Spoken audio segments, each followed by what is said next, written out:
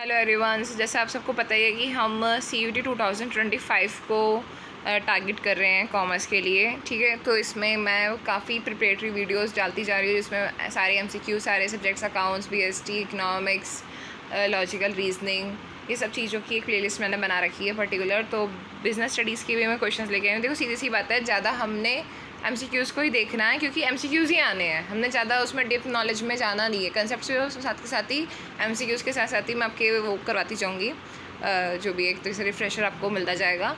तो मुझे लगता है कि अगर आप यही देख लेंगे तो काफ़ी होगा। सो स्टार्ट करते हैं। Question number 1, staffing is considered as, staffing जो होती है वो हमारी क्या होती है? ऑप्शन दे रखा है line function, support function, operative, both A and C। So staffing जो होती है वो लाइन फंक्शन, क्योंकि वो हमारी कोर एक्टिविटीज़ में सपोर्ट करती है, और ऑपरेटिव भी होती है कि ऑपरेशंस में हमें सपोर्ट करती है। सो इसका जो राइट आंसर होगा वो ऑप्शन D होगा, बोथ A एंड C। ठीक है, so staffing is considered as line function plus operative function.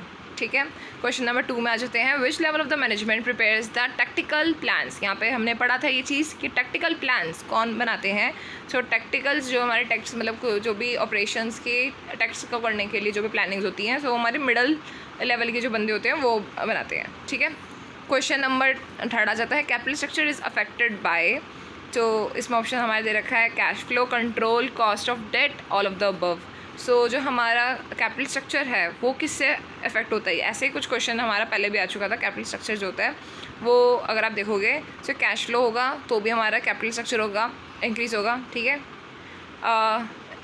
Control जो भी होगा वो भी हमारा इसमें आ सकता है। कॉस्ट ऑफ डेट जो होगा वो भी हमारा कैपिटल से ही एक तरीके से हम बोल सकते हैं रिलेशन में आता है। सो इसका जो ऑप्शन होगा, राइट ऑप्शन होगा, वो होगा ऑल ऑफ द अबव। ठीक है, क्वेश्चन नंबर 4 में आ जाते हैं। Production is for consumption relates to. अभी एक स्टेटमेंट है, production is for consumption, it relates to what?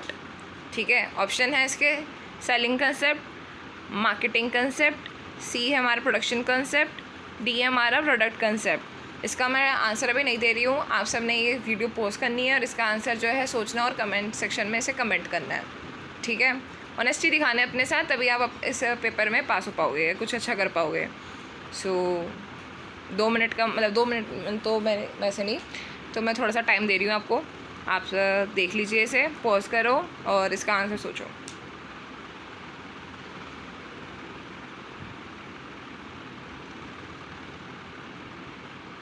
I hope सब ने इसका आंसर दे दिया होगा।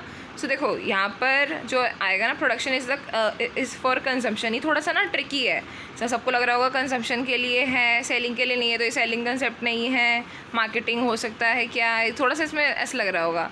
बट यहाँ पर जो प्रोडक्शन इज़ फॉर कंजम्पशन, यहाँ पर ये कहना चाह रहा है here consumption is means to the mass consumption, sorry mass production means यहाँ पर सबके लिए प्रोडक्शन किया जा रहा है। ठीक है, अगर आप सेलिंग भी कर रहे हो, अगर आपका मोटिव उसका सेलिंग भी है, तब भी वो अल्टीमेट जो है कंज्यूम होगा ही, किसी कंज्यूमर के द्वारा वो चीज़ कंज्यूम की ही जाएगी। सो यहाँ पर ये जो फंक्शन है, ये जो कंसेप्ट है, this is none other than production concept only.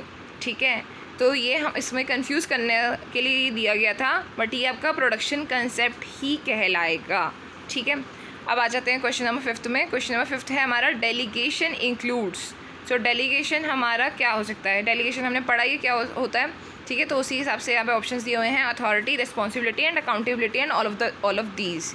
ठीक है, सो डेलीगेशन होता है काम किसी को, मतलब यहाँ पे जो सुपरवाइज़र होता है वो अपना काम जो है वो अपने सबॉर्डिनेट्स को दे देता है, डेलीगेट कर देता है। ठीक है, तो इसमें हमारा क्या क्या चीज़ आ जाती है? अथॉरिटी चली जाती है, ठीक है, उस काम को करने की।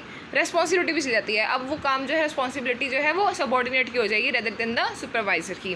ठीक है, अकाउंटेबिलिटी भी की हो जाती है, सुपरवाइज़र और सबॉर्डिनेट के बीच में एक रिलेशनशिप सेटअप होता है which is accountability, answerability, accountability वो जा जाती है। सो इसमें डेलीगेशन में हमारा all of these would be included. ठीक है, क्वेश्चन नंबर 6 में आ जाते हैं। Which principle is violated if employee receives the order from 2 bosses? अगर आप मेरी वीडियोज़ रेगुलर बेसिस पर देख रहे हैं और अगर आपने अच्छे से पढ़ाई करी है तो आप इसका आंसर दे सकते हैं।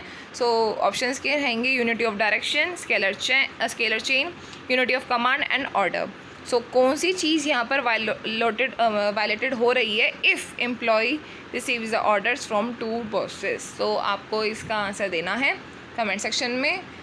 सो आई होप आप सब इन सारे क्वेश्चंस का आंसर दे पाए हो, आपको एक अच्छी खासी रिवीजन आपकी हो गई हो. So thank you so much. Keep supporting, keep learning.